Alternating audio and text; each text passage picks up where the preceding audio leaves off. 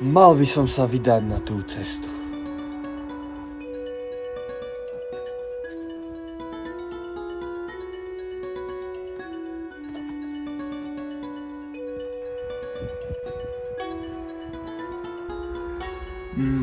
Na toto mi moja mladá myseľ nestačí. Musím nájsť starejšieho. Starejšieho hľadaš? Na starom moste ho nájdeš. Čo? Kto to povedal? Jaký starý most? Hej, vedúcko, počkaj na mňa! Pre pána, kde zas ten je? Mladý pán, mňa hľadáte? No, autor mladý, čo to chceš po mne? Chcel by som sa niekam posunúť. Chcel by som preskúmať všetky kraje sveta.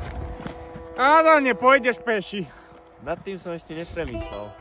No, veď ja pre teba niečo mám. Podaj mi ruku, mladý. Pripravený?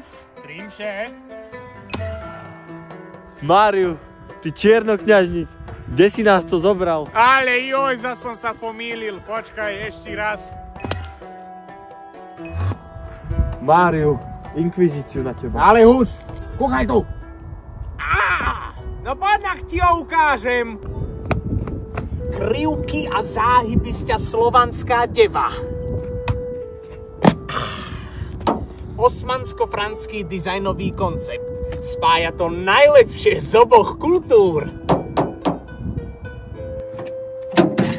Motor o sile 95 koní, takmer ekvivalentný mongolskej družine, ktorá plieni slovenské vsi.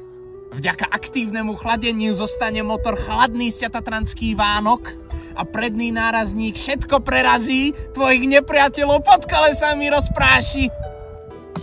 17,5 cm kolesa, dĺžka, za ktorú by sa žiaden judák nehanbil. Priestranný a pohodlný batožinový priestor obchá akurát jednu mŕtvolu. No sadaj, du, ne? Nejde. Čakaj, zamknúť ide. Čo? Už nejde otvoriť. Voila. Jo. Môžem? Môžeš? Dávaj, heď. Au. No, pozeraj.